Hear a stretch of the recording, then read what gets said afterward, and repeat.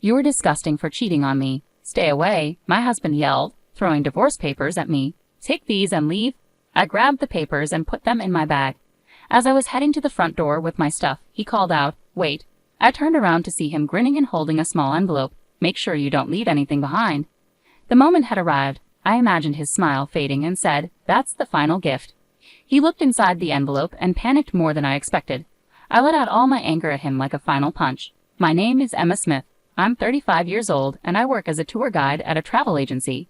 My husband, Michael, is a college classmate, and we got married after dating for a while. This year is our 6th anniversary. Recently, the travel industry has struggled, but things are starting to get better, and people are traveling more. Over the past 6 months, bookings have surged, making my job very busy. I've been working overtime every day. As I got busier, my husband's attitude grew colder.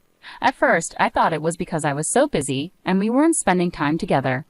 I tried to make up for it by inviting him out after work, but he always said he was too busy. Even when I asked him to dinner, he claimed he had to work late.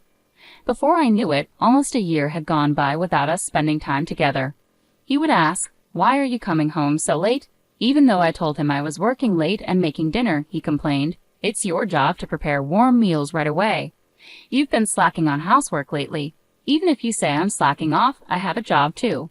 When we were dating and even after we got married, my husband was always kind. But recently, he's become really harsh, and I don't understand why he's so cold now. As my birthday was coming up, I waited for dinner to be ready, but my husband didn't come home. Looking at the clock, I saw he should have already left work and arrived if he wasn't working late. He didn't contact me, and I started to worry something might have happened. Finally, he came home. "Hey, you're late," I said. He glared at me and said, "Late? You don't offer any comfort when I come home tired from work, and you didn't let me know you'd be late, so I thought." "Thought what? What did I do?" I asked. "Are you accusing me of cheating on you?" he replied. "I didn't say anything like that." "Are you duping me? Do you know how hard I work every day?" my husband said as he approached me. "You're also coming home late, and sometimes you don't come home at all," he added.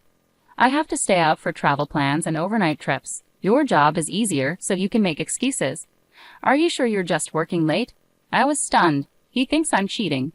We've had small arguments before, but this was different. "I work hard too. I don't have time to cheat. You're the own," I said without thinking. "Are you accusing me of cheating?" my husband yelled, slamming his bag on the floor.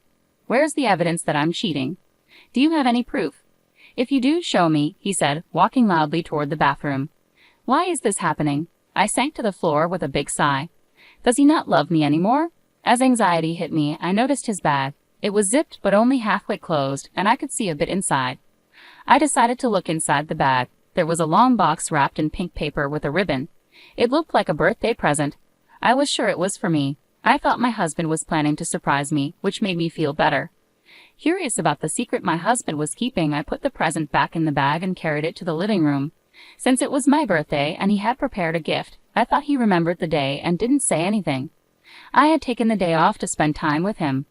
"What time will you be home today?" I asked him as he was getting ready for work. "Why are you asking?" he replied. "Because today is." I stopped myself and smiled. "What are you laughing at? Do you think I know?" My husband answered tersely and left for work. I had already planned dinner, so after he left, I went shopping and prepared the meal. I imagined he would give me a necklace from that box, so I dressed up, hoping to match the necklace.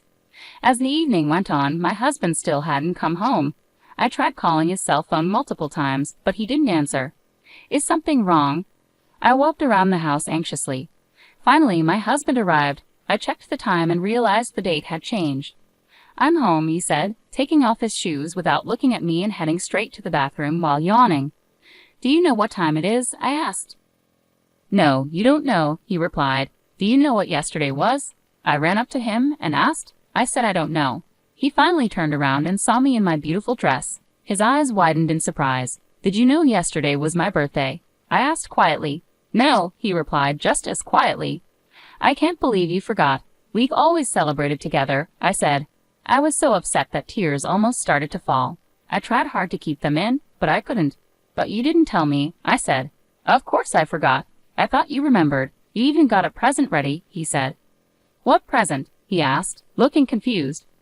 "I saw a present that looked like a necklace with a ribbon in your bag," I explained. My husband was furious when he heard this. Did you look inside my bag without asking? No, I didn't look without permission.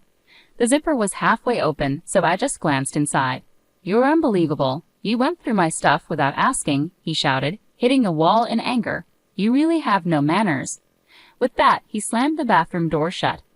The next day at work, the women were chatting together. Jennifer Williams, a junior employee who was 3 years younger than me, was tall, striking, and popular for her great personality. She was showing off something to everyone. Yesterday was my birthday, and I got this from someone I like. Isn't it beautiful? Jennifer said, proudly displaying a necklace to the other junior employees. It was my birthday too, but it felt so different. Remembering the fight with my husband the day before, I felt sad as I sat at my desk. Good morning. Look at this. It's beautiful, isn't it? Jennifer said to me. Oh, yes, it's lovely, I replied with a forced smile. Since my birthday, my relationship with my husband kept getting worse. We barely spoke when we were home, and he came home even later. I didn't know how to fix things or what would happen next, but despite my personal troubles, work was going well. The company was recovering, and bookings were coming in strong. I focused on my job to try and forget about my husband. One day, 3 months later, I was working late into the night. Since everything was going smoothly, I finished earlier than expected and decided to come home early to clean the house for the first time in a while. When I arrived, I noticed the curtains on the second floor were open. It was still evening, and my husband should have been at work. I thought he must have forgotten to close them, so I opened the door and saw a pair of unfamiliar high heels at the entrance. Is someone here? I wondered, my heart racing. I quickly closed the door and stepped back. After a short while, the door opened, and my husband and Jennifer walked out, holding hands and smiling. I was stunned. Not only was my husband cheating on me, but his partner was Jennifer, a junior colleague from work. The smile on my husband's face was one I had never seen before. Why? I thought, seeing Jennifer's necklace, the same one she had shown off at work. I couldn't believe what I was seeing and just stood there, watching them walk away. Tears started streaming down my face, and I broke down, crying uncontrollably. After about 30 minutes, as my tears dried, I suddenly felt calm. How could he have brought Jennifer into our home? My anger turned into determination, and I stormed into the house. I went straight to the kitchen, but it was so spotless that it was hard to believe anyone had been there recently. Since the day he got angry with me for looking in his bag, my husband had become extremely careful. He even took his phone with him to the bathroom. The bed was also perfectly made, showing he was careful not to leave any signs of his cheating. It's even more suspicious if he goes this far, I muttered as I yanked off the sheets and started washing them. While the washing machine was running, I opened the bedroom window, took a deep breath, and decided I would divorce him. The next day, I began gathering evidence of his infidelity to secure a fair settlement. Since I thought I wouldn't be able to get anything from my cautious husband directly, I tried to follow Jennifer when she left, hoping to catch them in the act. However, I didn't manage to get any useful pictures, so I hired a private detective to collect evidence for me. The detective agency said they would need a month to gather evidence, so I waited patiently. During that time, whenever I came home late at night, my husband would shout at me, saying things like, "Why are you so late? Were you with another man? You can't even cook a decent meal. You're useless." I kept my composure and thought to myself, I'll remember this, but I didn't argue back. Finally, the day arrived. I came home late from an overnight bus tour job because of traffic. As expected, my husband glared at me with a fierce expression when I walked in. "Hey, don't come any closer," he said. "Why?" I asked. "You were cheating, and that's why you're late."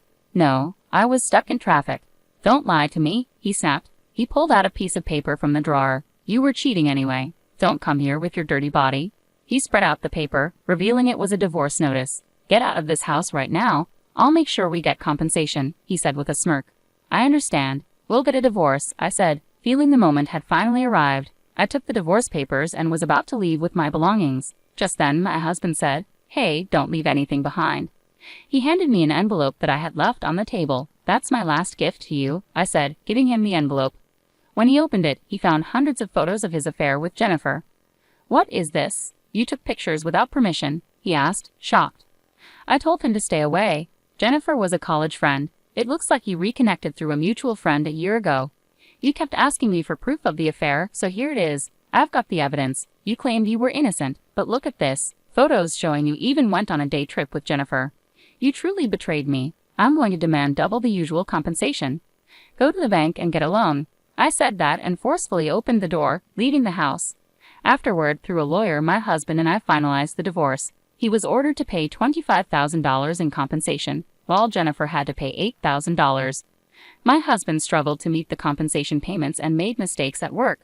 Rumors about his cheating and divorce damaged his reputation, leading to a loss of trust and his voluntary resignation. He tried to find a new job to cover the payments but couldn't secure a regular position, working tirelessly day and night to pay off the debt. Jennifer's affair with my husband became known at her workplace, and her popularity plummeted. Feeling uncomfortable, she also resigned voluntarily. Though the divorce was finalized, the betrayal still shocked me, and I had no desire to see Jennifer again. I took some time off to rest, but with encouragement from my colleagues, I returned to work as a free person. I threw myself into my job with renewed energy and enjoyed each day. How did you like the story? Please subscribe to my channel and see you in the next video.